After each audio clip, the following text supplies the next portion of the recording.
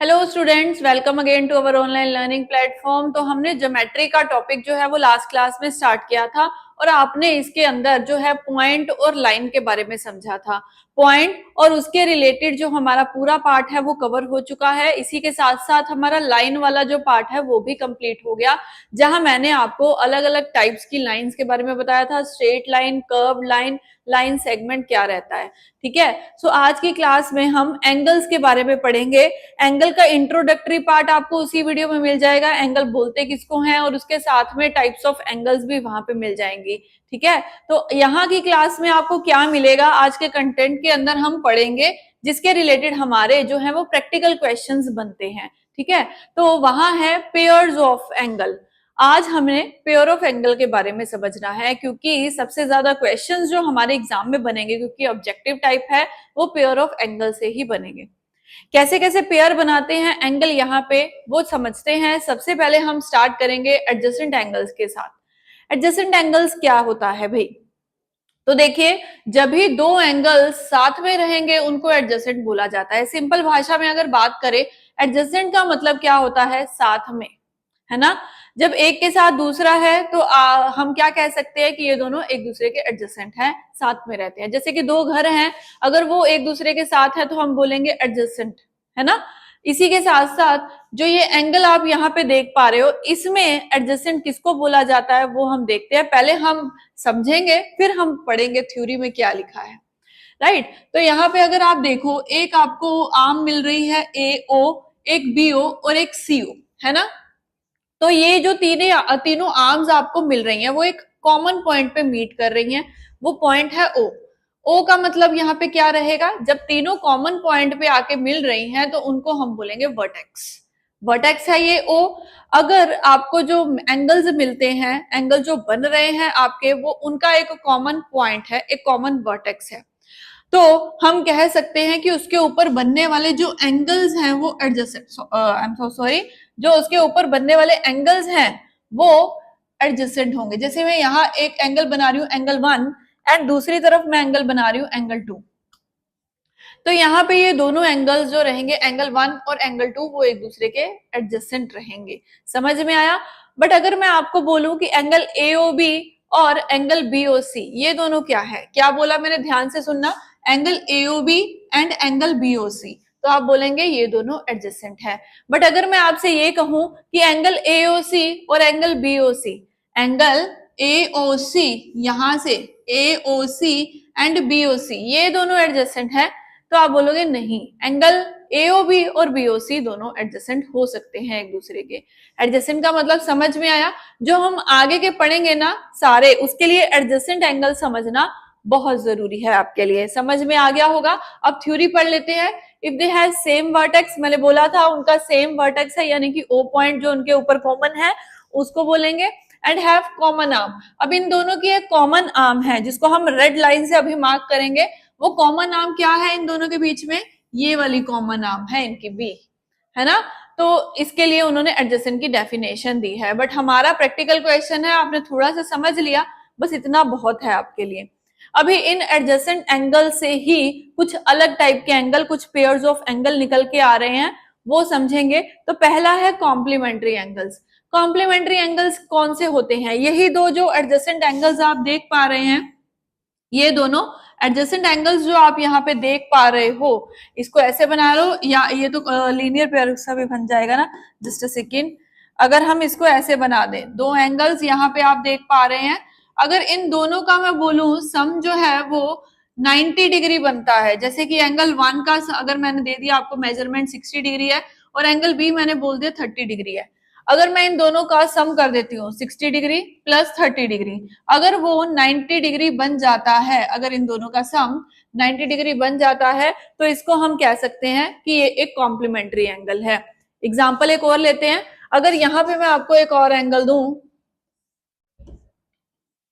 यहाँ इसका मेजरमेंट मैं बोलूं 45 डिग्री है, और इसका मेजरमेंट अगर मैं दूं आपको 50 डिग्री है, तो एक 45 और एक 50 डिग्री, क्या ये कॉम्प्लीमेंट्री एंगल है? तो चेक करने के लिए आप दोनों को ऐड करेंगे, तो 45 प्लस 50 करेंगे, ये बन जाएगा हमारा 95, है ना। तो 45 प्लस 50 डिग्री करने पे हमारे पास आता है 95 डिग्री। और हमें पता करना है क्या ये कॉम्प्लीमेंट्री है, तो ये बिल्कुल भी कॉम्प्लीमेंट्री नहीं है, क्योंकि कॉम्प्लीमेंट्री एंगल्स दोनों का सम 90 डिग्री ही आना चाहिए। समझ में आ गया? तो एडजेसेंट एंगल से फर्स्ट हमने समझ लिया कॉम्प्लीमेंट्री एंगल क्या होता है। अब हम आगे चलते हैं, अगला पार्ट इसका समझते हैं।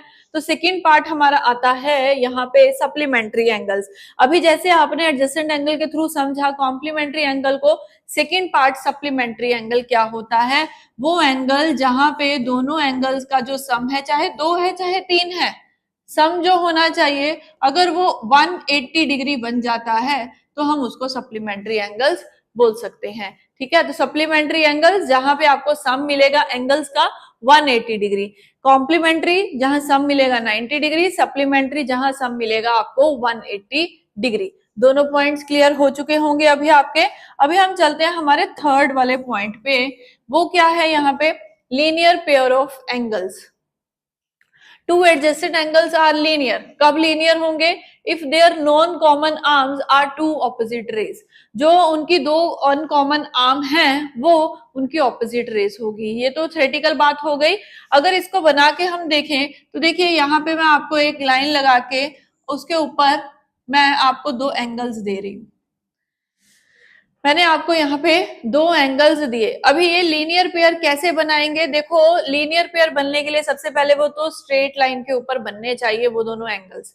एक स्ट्रेट लाइन हो, कोई भी लाइन, चाहे वो सीधी है चाहे वो इस तरीके से हॉरिजॉन्टल वे में है। ठीक है, ये समझ में आया? तो इसी को वो कह रहा है अनकॉमन आर्म, एक नीचे है और एक ऊपर है। ठीक है, अनकॉमन है। उसके बाद में यहाँ पे जो दो एंगल्स बनेंगे, एक लाइन जो होगी ना वो उस आर्म को दो पार्ट्स में डिवाइड कर रही होगी, तो ऐसे ही यहाँ पे कर रही है। अगर इन दोनों का सम जो है वो 180 डिग्री बन जाता है तो ये एक लीनियर पेयर बना रहे हैं। राइट, जैसे एंगल 1 और एंगल 2 में इनको नाम दे देती हूँ। एंगल 1 अगर मैं बोल दूं कि है 60 डिग्री, और जो एंगल 2 यहाँ पे मेरे पास है उसको मैं बना देती हूँ 120 डिग्री।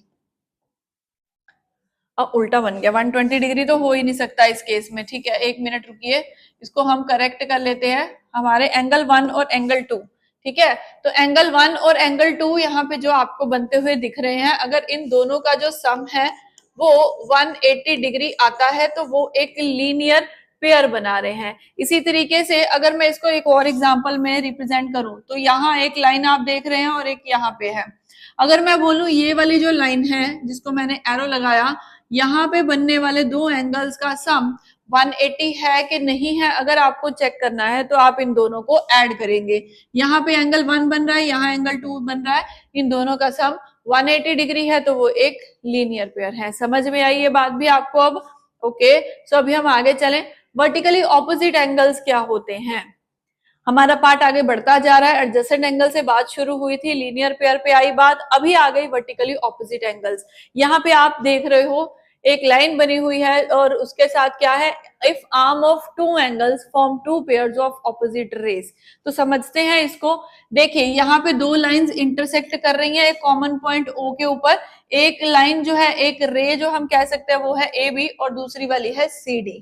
राइट, तो जहां पे ये दोनों एक दूसरे को इंटरसेक्ट करें वहां पे मैं एंगल्स बना रही हूँ। एक बार आपको बना के दिखा देते हैं। एंगल 1, एंगल 2, एंगल 3 और एंगल 4। अभी आपको समझना है वर्टिकली ऑपोजिट एंगल्स क्या होते हैं। Vertically opposite angle, vertically opposite angle जैसा नाम है वैसा ही उनका काम है। सबसे पहले वो वर्टिकल साइड पे हो, दूसरी चीज ऑपोजिट होने चाहिए, वर्टिकली ऑपोजिट होने चाहिए। जैसे आप देखिए एंगल 1 और एंगल 3 आपको एक दूसरे के सामने दिख रहे हैं। ठीक है, तो एंगल 1 और एंगल 3 जो होंगे ना यहाँ इस केस में वो दोनों एक दूसरे के इक्वल रहेंगे। वर्टिकली ऑपोजिट एंगल यही होता है कि दोनों इक्वल हैं, तो एंगल 1 और एंगल 3 बराबर रहेंगे। इसी तरीके से अगर आप दूसरी तरफ देखो, एंगल 2 के इक्वल कौन सा होगा? एंगल 4 होगा। क्यों होगा? Vertically opposite angles are always equal. ठीक है, तो यहां से समझ में आया। अगर आपको ये प्रूफ करना हो भी क्यों, तो देखिए हम थोड़ा मेजरमेंट लेके चलते हैं। चलिए हम बना लेते हैं कि ये वाला जो एंगल है हमारा वो 55 बना के काम करते हैं। ठीक है ना, तो हम इसको 55 और बना लेते हैं। चलो ओके, तो अगर ये मेरा एंगल जो है, मैंने यहाँ एक मिनट इसको दे दिया 55 डिग्री। अभी आप देखिए ध्यान से मेरे इस येलो मार्क को देखिएगा, ये एक स्ट्रेट लाइन जा रही है, इसके ऊपर बनने वाला ये एंगल का मेजरमेंट है 55 डिग्री। अभी मैंने पीछे क्या समझाया था, लीनियर पेयर क्या होता है, जहां पे आपको दोनों एंगल जो एक स्ट्रेट लाइन पे बन रहे हैं उनका सम 180 डिग्री मिलता है। अगर उनमें से ये एक स्ट्रेट लाइन है, मतलब इसके ऊपर जो यहां से एंगल बनेगा और यहां, एक मिनट, अरे पूरी गड़बड़ कर दी इसने, एक एंगल हम अंडू करते हैं, ये लो, ठीक है, अभी ओके है। अगर यहाँ पे आपको ये एंगल पता है 55 डिग्री, तो ये वाला जो एंगल आपके पास है, ये एक स्ट्रेट लाइन के ऊपर दो एंगल्स बन रहे हैं, अगर ये 55 डिग्री है तो दूसरा कितना होगा, तो उसको निकालने के लिए हम 180 में से इस 55 को माइनस कर देते हैं, हमारे पास दूसरा एंगल निकल आएगा हमारा तो यहाँ पे हमने माइनस किया तो हमारे पास आता है दूसरा एंगल 125 डिग्री, ठीक है। तो 125 डिग्री आ गया दूसरा एंगल। अभी आपको क्या करना है, मैंने क्या बोला था कि ये एंगल 55 है और ये एंगल आपका अभी हमने फाइंड आउट किया ये है 125 डिग्री। अभी दूसरी तरफ चलिए, देखिए यहां से ये दूसरी जो यहाँ पे ब्लू लाइन आपको दिख रही है, इसके ऊपर बनने वाले ये दोनों एंगल्स का सम भी तो 180 डिग्री है। अगर ये 125 होगा तो ये कितना होगा, ये 55 डिग्री होगा।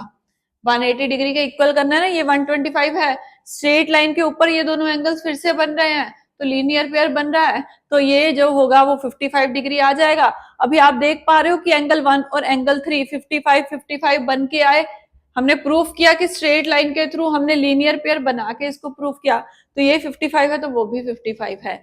तो मैंने आपको यहाँ पे क्या समझाया था कि वर्टिकली ऑपोजिट एंगल्स हमेशा इक्वल रहते हैं। तो एक प्रॉपर्टी आपको ये भी पता चल गई है कि ये वर्टिकली ऑपोजिट एंगल जो आगे आने वाले हम कंसेप्ट्स के ऊपर लगाएंगे, राइट। तो वर्टिकली ऑपोजिट एंगल समझ में आ गया। अभी हम चले आगे, चलिए अभी कॉरस्पॉन्डिंग एंगल्स के बारे में समझेंगे।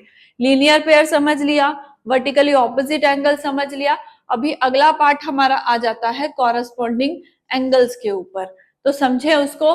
तो देखिए, when two parallel lines are intersected by a transversal they form corresponding angles. अभी यहाँ पे दो क्या बात है सबसे पहले देखिए, आपके पास दो पैरेलल लाइंस हैं जिनके बीच में से एक लाइन जो है इनको इंटरसेक्ट करके पास हो रही है, इस लाइन को बोला जाता है ट्रांसवर्सल, ठीक है ना। तो दो पैरेलल लाइंस कौन कौन सी है, एक एल और एक एम। तो यहाँ पे जो दो लाइंस इंटरसेक्ट कर रही हैं वहां पे एक एंगल फॉर्म होता है, तो यहाँ पे इंटरसेक्ट करिए तो एक एंगल यहाँ फॉर्म होगा, नीचे से भी इंटरसेक्ट करिए तो एक एंगल यहाँ फॉर्म होगा, यहाँ भी इंटरसेक्ट किया था तो एक यहाँ से बन जाएगा और ऐसे यहाँ पे भी बनेगा। तो एंगल बन रहे हैं ना, यहाँ पे एक के ऊपर हमें चार एंगल्स देखने को मिल रहे हैं, राइट। तो अभी ऐसे ही आपको समझना है कि अगला पॉइंट क्या बता रहा है। जब दो पैरेलल लाइंस है और बीच में से एक ट्रांसवर्सल जा रहे हैं तो कॉरस्पॉन्डिंग एंगल्स बनते तो हैं, बट वो होते कौन से हैं, देखिए। तो यहाँ पे आप देख रहे हो एंगल 1, मैंने नाम दिया है इनको एंगल 1, और जो एम लाइन है सेम जगह पे सेम पोजीशन पे उसी के ऊपर भी एक एंगल बन रहा होगा। जैसे एंगल 1 यहाँ है तो ये वाला एंगल बन जाएगा एंगल 5, जिसको हमने नाम एंगल 5 दिया है। ये होते हैं आपके कॉरस्पॉन्डिंग एंगल्स। सेम जगह पे दोनों अलग अलग लाइंस के ऊपर बनने वाले एंगल्स कॉरस्पॉन्डिंग एंगल्स कहलाते हैं। जैसे कि ये कौन सा है, एंगल 4। अभी नीचे लाइन पे आ जाओ, यहाँ पे आपको क्या दिख रहा है, एंगल 8। तो ये दोनों कॉरस्पॉन्डिंग एंगल्स है, समझ में आया। और कॉरस्पॉन्डिंग एंगल्स के बारे में अगर बात की जाए तो एंगल 1 और एंगल 5 दोनों कॉरस्पॉन्डिंग एंगल्स है और दोनों इक्वल रहेंगे, ठीक है। हम कह सकते हैं इसको एंगल 4 एंगल 8 के कॉरस्पॉन्डिंग रहेगा। ऐसे ही एंगल 3 जो होगा वो एंगल 7 का कॉरस्पॉन्डिंग एंगल होगा और एंगल 2 एंगल 6 का कॉरस्पॉन्डिंग एंगल होगा। समझ में आ गया अब आपको ये सब। तो कॉरस्पॉन्डिंग एंगल्स भी समझ में हमें अब आ चुके हैं। यही बात उन्होंने ऊपर मेंशन भी करी है, ये सभी आपस में एक दूसरे के इक्वल रहते हैं। अभी आप ये क्यों पढ़ रहे हो, बोर नहीं होना, कोई भी बोर नहीं होगा, क्योंकि जो आपके क्वेश्चंस बनते हैं ना वहां पे आपसे ऐसे ही पूछा जाता है कि अगर आपके पास एंगल 4 है तो क्या आप एंगल 5 बता सकते हैं। क्या आपके पास एंगल 4 और एंगल 1 है तो एंगल 5 की वैल्यू क्या रहेगी। अगर आपको ये सब पता रहेगा कि कॉरेस्पॉन्डिंग एंगल्स बराबर रहते हैं, ये कॉरेस्पॉन्डिंग बन रहे हैं, तो आप बड़े इजीली अपना क्वेश्चन अटेम्प्ट कर सकते हो। ज्योमेट्री में आपको यही कवर करना रहता है। समझ में आया? तो इसी के साथ चलते हैं हमारे नेक्स्ट क्वेश्चन, नेक्स्ट लाइन पे, जो कि है ऑल्टरनेट एंगल्स। कॉरेस्पॉन्डिंग एंगल समझ में आ गए, अभी हमें ऑल्टरनेट एंगल समझने रहेंगे यहाँ पे। When two parallel lines are intersected by a transversal, ये लाइन हम पीछे भी पढ़ चुके हैं, they form pairs of alternate angles।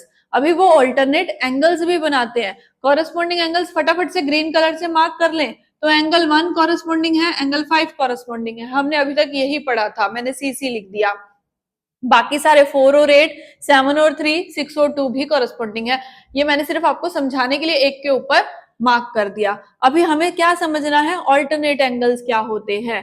तो they form pairs of alternate angles, each pair of alternate angles भी इक्वल होते हैं। बट पहले ये तो पता चल जाए ऑल्टरनेट एंगल्स होते कौन से हैं, ठीक है, तो हमें वो समझना रहेगा। तो ऑल्टरनेट का मतलब एक दूसरे से उल्ट, ऑपोजिट। तो यहाँ पे अगर आप देखिए एंगल 2 के ऑपोजिट डायरेक्शन में आपको कौन सा एंगल दिखता है। मैंने एंगल 2 से स्टार्ट किया, तो हम कलर भी चेंज कर लेंगे क्योंकि सी को तो हमने ग्रीन कलर दिया है। तो एंगल 2 अगर आपने देखना है, पहली चीज आपको अभी उसके बिल्कुल ऑपोजिट देखना रहेगा। तो ऑपोजिट देखेंगे तो यहाँ पे हमें इसके ऑल्टरनेट के ऑपोजिट कौन सा एंगल देखने को मिलता है यहाँ पे, तो जी, तो यहाँ पे एंगल 2 जो है ना, उसके ऑपोजिट जो होगा वो अंदर वाला एंगल 8 रहेगा। अब आप बोलोगे ये कैसे आ गया भाई, तो एंगल 2 के ऑपोजिट तो एंगल 7 होना चाहिए। इसके लिए ना आपको इंटीरियर और एक्सटीरियर एंगल समझने रहेंगे, अभी उसको ध्यान से सुनिएगा। देखिए जो ये लाइन बन रही है ना, ये 2 लाइंस बन रही हैं, इनके जो नीचे एंगल बनते हुए आपको दिख रहे हैं ये दोनों, और यहाँ पे ऊपर। अभी मैंने यहाँ कुछ आपको समझाने के लिए रफ सी डायग्राम बना दी, शायद आपको समझ में आ रही है, आप कनेक्ट कर पा रहे हो इस बात से कि ये जो 2 लाइन बनी है ना, इनके बीच जो एंगल्स आपको 4 एंगल्स दिख रहे हैं, इनको बोला जाता है alternate interior angles. Alternate interior angles. अभी इसके उल्ट मैं आपको फिर से एक लाइन बना के समझाऊं, तो ये अगर आप बाहर वाले एंगल्स देख पा रहे हो, इनको बोला जाता है alternate exterior angles. Alternate exterior angles. अभी देखिए पहले ऑल्टरनेट एक्सटीरियर की बात करते हैं। तो जो ऑल्टरनेट एक्सटीरियर एंगल आप देख पा रहे हैं वो ऑपोजिट, ऑल्टरनेट का मतलब तो ऑपोजिट ही है, तो वो ऑपोजिट वाले इक्वल रहेंगे। अभी हम ऑल्टरनेट एक्सटीरियर एंगल बनाए तो ये एंगल 1 है और ये एंगल 4 है, इनके ऑपोजिट कौन सा एंगल होगा, एंगल 1 के ऑपोजिट। बाहर वाले ही बनाने आपको, बाहर वाले, अंदर वाले नहीं छेड़ने। तो ये इसके बाहर वाला एंगल 7 है। 4 के ऑपोजिट बाहर कौन सा लिखा है, एंगल 6 है। समझ में आया? तो मैंने इन दोनों को लिख लिया, ऑल्टरनेट एक्सटीरियर एंगल्स को लिख लिया है। बट अभी हमें क्या समझना है, जो आपने एक्सटीरियर एंगल लिखे हैं ना, इनमें हमें कौन कौन से एंगल्स इक्वल करने हैं। तो ये जो एंगल 1 है ये इक्वल रहेगा एंगल 7 के। समझ में आई ये बात? तो यहाँ पे अगर मेरे को ये कह देना कि एंगल 1 की वैल्यू जो है वो सपोज करो 25 डिग्री है, तो एंगल 7 भी 25 डिग्री होगा। क्यों? क्योंकि ऑल्टरनेट एंगल्स आर इक्वल। ये अभी हमने पढ़ा है, alternate opposite angles are equal, उनमें यही समझाया गया। अब आप आइए इंटीरियर एंगल्स के ऊपर, एक बारी फटाफट से इनके नंबर्स लिख दे। तो यहाँ 3 है, यहाँ 2 है, यहाँ 8 और यहाँ पे 5 है। अभी ये ऑल्टरनेट इंटीरियर है, यहाँ पे ऑल्टरनेट इंटीरियर में भी ऑपोजिट एंगल्स इक्वल रहते हैं। तो वो कौन कौन से हैं? तो यहाँ पे अगर एंगल 2 है वो बराबर रहेगा एंगल 8 के। Alternate interior angles are equal. तो दूसरी तरफ देखें तो एंगल 3 जो होगा वो एंगल 5 के इक्वल होगा।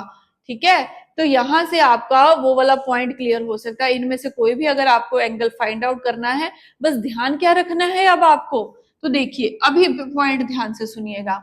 जैसे कि अगर मैं आपको बोलूं कि आपको एंगल 4 पता है, मैंने मार्क कर दिया टिक, एंगल 4 पता है, तो क्या आप मेरे को बता सकते हो कि एंगल 4 का एंगल 6 कितना होगा? एंगल 4 मैंने आपको दे दिया, एंगल 6 मैं पूछ रही हूँ कितना होगा, तो जितना एंगल 4 है उतना ही एंगल 6 होगा। अब आप अपने क्वेश्चंस में कैसे सॉल्व कर सकते हैं, तो देखिए इसको सॉल्व करना बड़ा इजी है। सबसे पहले तो आप, अगर आपको दोनों लाइंस नहीं भी दी तो आप एक जेड बनाने की कोशिश कीजिए, ऐसे ये z बन रहा है आपके पास। तो अगर आपको ये वाला एंगल गिवन है तो आप नीचे वाला एंगल कह सकते हैं, मतलब z जो बना है आपके पास, अगर उसमें ऊपर वाला एंगल, जैसे कि ये देखिए z है, अगर इस z के ऊपर ना आपको अगर ये वाला एंगल पता है तो आप नीचे वाला एंगल आराम से बना सकते हैं। आया समझ में? आगे एग्जाम्पल भी आएगी इसकी समझने के लिए, बट अभी आपको सिर्फ और सिर्फ ये पॉइंट समझना है, alternate interior angles and alternate exterior angles अपने अपने इक्वल रहते हैं, ठीक है। ऑल्टरनेट इंटीरियर इंटीरियर के साथ इक्वल रहेगा, ऑल्टरनेट एक्सटीरियर एक्सटीरियर के साथ इक्वल रहेगा, ठीक है। सो चलिए अभी हमें आगे क्या समझना है, एक लास्ट हमारा रह गया पेयर्स ऑफ एंगल्स में को इंटीरियर एंगल्स। ये भी बहुत इजी है, बस एक बार इसको ध्यान से समझने की जरूरत है।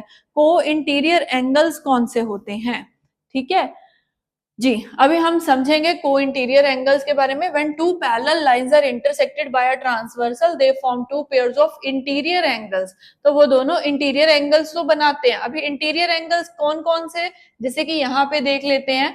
तो ये देखो एक बन रहा है एंगल, एक मिनट फिर से कलर चेंज कर दें। एक इंटीरियर एंगल में कौन है, angle 2, angle 3, angle 5 and angle 8। तो मैं पहले सबसे पहले यहाँ लिख देती हूँ, एंगल 2 था, एंगल 3 था, एंगल 5 और एंगल 8 हमें ऑल्टरनेट इंटीरियर एंगल्स में मिले, ऑल्टरनेट नहीं। The pair of interior angle so formed are supplementary. यहाँ पे कहते हैं इनके जो पेयर्स होंगे ना इंटीरियर एंगल्स के, उनका सम जो सप्लीमेंट्री रहेगा। सप्लीमेंट्री का मतलब 180 डिग्री रहेगा। यहाँ पे अगर बात करी जाए तो एंगल 2 प्लस एंगल 5 दोनों एक साइड वाले, एंगल 5 इन दोनों का सम जो होगा वो 180 डिग्री रहेगा, सप्लीमेंट्री रहेगा। ऐसे ही एंगल 3 प्लस एंगल 8 का जो सम होगा वो 180 डिग्री रहेगा। ये कौन चीज कहता है, ये कहता है को इंटीरियर एंगल्स ये हैं, ठीक है। इंटीरियर है, को का मतलब क्या होता है, साथ में आने वाला। तो जब दोनों इंटीरियर एंगल्स हम ऐड कर दें तो उनका सम होता है 180 डिग्री। अभी क्लियर हो गया को इंटीरियर एंगल्स। फटाफट से हम देख लें हमने क्या पढ़ा है आज की क्लास में।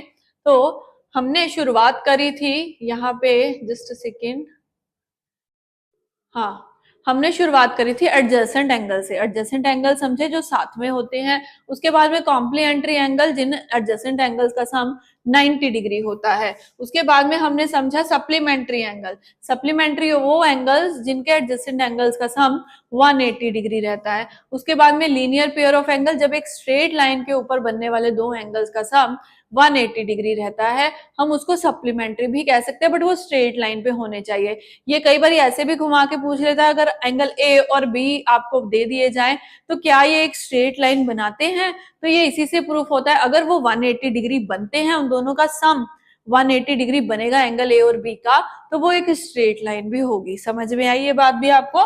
तो एंगल आगे हमने पढ़ा वर्टिकली ऑपोजिट एंगल। तो वर्टिकली ऑपोजिट जो बिल्कुल एक दूसरे के सामने है, ऑपोजिट है, वो इक्वल रहते हैं। यहाँ पे हमने ये पढ़ा था।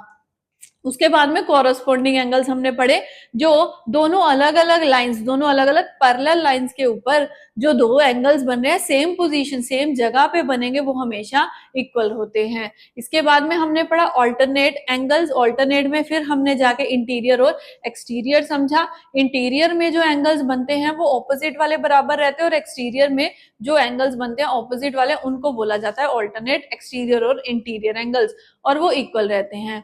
आगे हमने पढ़ा को इंटीरियर एंगल्स। इंटीरियर में रहेंगे, को का मतलब दोनों का सम जो होगा वो 180 डिग्री रहेगा, दोनों सेम जगह पे बनने वालों का, बट इंटीरियर होना चाहिए, ठीक है। अभी हम हमारी एक एग्जांपल सॉल्व करेंगे। जो हमने आज की क्लास में पढ़ा उससे रिलेटेड हमारी एक एग्जांपल है यहाँ पे, जो आपको सॉल्व करनी रहेगी। तो बनाइए फटाफट से इस क्वेश्चन को। 1 मिनट मैं देती हूँ आपको इस क्वेश्चन को सॉल्व करने के लिए। हमें पता क्या करना है वो पढ़ लेते हैं। 3 लाइन्स हैं हमारे पास, L, M and N।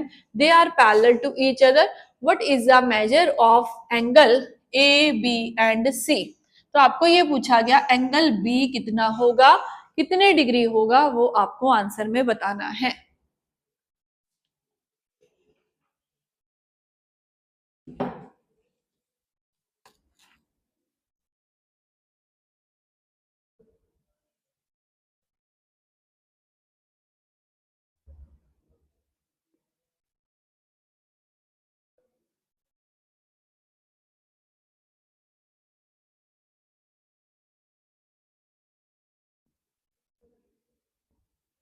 जी जी, देखिए चलिए अब इस क्वेश्चन को सॉल्व करें। आपने अपना अपना टाइम स्पेंड किया होगा इसके ऊपर, ठीक है।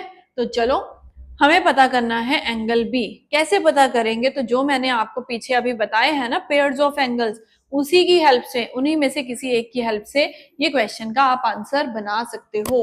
अभी बनाए कैसे वो चलिए देखते हैं भाई फिर। तो सबसे पहले आपको क्या करना है, अगर आपको पैरेलल लाइंस के बारे में है तो आप जेड बनाने की कोशिश करिए। तो क्या यहाँ से कोई जेड बन के आपको दिख रहा है? तो एक जेड मुझे यहाँ से बनता हुआ दिख रहा है। तो जेड बन रहा है, तो मैंने आपको क्या बताया था, आप चेक कीजिए कि क्या कॉरेस्पॉन्डिंग एंगल्स है, क्या यहाँ पे कॉरेस्पॉन्डिंग मिल रहा है? नहीं मिल रहा ना। अगर आपने इसको थोड़ा एक्सपेंड भी कर दिया तो आपको कोरेस्पॉन्डिंग एंगल्स तो नहीं मिलेंगे, कुछ और मिल पा रहा है। तो एक तो एंगल ये सॉल्व करना है और एक एंगल ये वाला सॉल्व करना है। तो यहाँ से हमें ऑल्टरनेट दिख रहे हैं, और ऑल्टरनेट में भी आप देखेंगे तो इंटीरियर दिख रहे हैं। समझ रहे हो ना बात को? अगर मैं ये दो पैरेलल लाइंस ऊपर वाली ले लेती हूँ और इसके बीच में कैसे ट्रांसवर्सल क्रिएट कर दूं, तो एक उन्होंने ये वाला दे दिया और मुझसे ये वाला पूछा गया है, ये वाला, ठीक है ना। इसका कलर भी बदल के दिखा देती हूँ मैं आपको, ये वाला अभी आपको पता चल गया होगा। तो ऑल्टरनेट इंटीरियर एंगल्स ये बन रहे हैं, और मैंने क्या बोला था, ऑल्टरनेट इंटीरियर एंगल्स इक्वल होते हैं। तो ये दोनों इंटीरियर में है, मुझे पता चल गया ये जो इतना सा एंगल है ना, ये तो 45 डिग्री है। क्लियर? बट अभी उन्होंने देखा कि बी जो है वो दो पार्ट्स में बटा हुआ है, एक यहां से और एक यहां से। ऊपर वाला रेड पोर्शन तो मुझे मिल गया, नीचे वाला येलो पोर्शन मेरा रह गया बी का पता करने के लिए। तो अभी उसको कैसे पता करेंगे? अगर आप नीचे की तरफ देखो, चलो अभी फिर से कलर बदल के हम समझ लेते हैं। तो रेड कलर नहीं, रेड तो हो गया हमारा, ग्रीन ले लेते हैं। तो अभी नीचे से की तरफ से देखिए, एक फिर से आपको जेड जो है अभी बनता दिखेगा। ये देखिए, ये रहा, दिख रहा है यहाँ पे। तो यहाँ पे आपके पास दूसरा एंगल होना चाहिए इसको सॉल्व करने के लिए। तो एक मिनट, यहाँ ना एक छोटा सा पॉइंट मिस हो गया। यहाँ 60 डिग्री का एंगल है।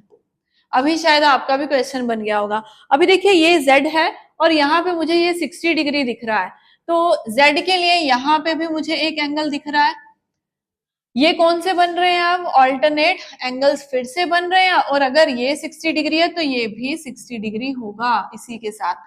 और अभी आपसे एंगल बी पूछा है, तो दो पार्ट्स में बटा हुआ था, तो हम क्या कर दें, इन दोनों को प्लस कर देते हैं। तो 45 डिग्री प्लस 60 डिग्री करेंगे तो हमारे पास हमारा आंसर जो रहेगा वो 105 डिग्री आ जाएगा।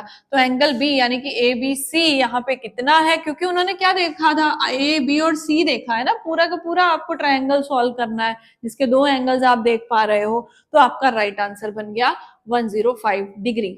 क्लियर? अभी आपको समझ में भी आ गया होगा कि जो अभी तक हम पढ़ रहे थे ना एंगल्स के अंदर, पर्टिकुलरली ऑपोजिट, ऑल्टरनेट एंगल्स, वो सभी क्या यहाँ पे रोल प्ले करते हैं, वो आपको समझ में आ गया होगा इस एग्जाम्पल के साथ ही।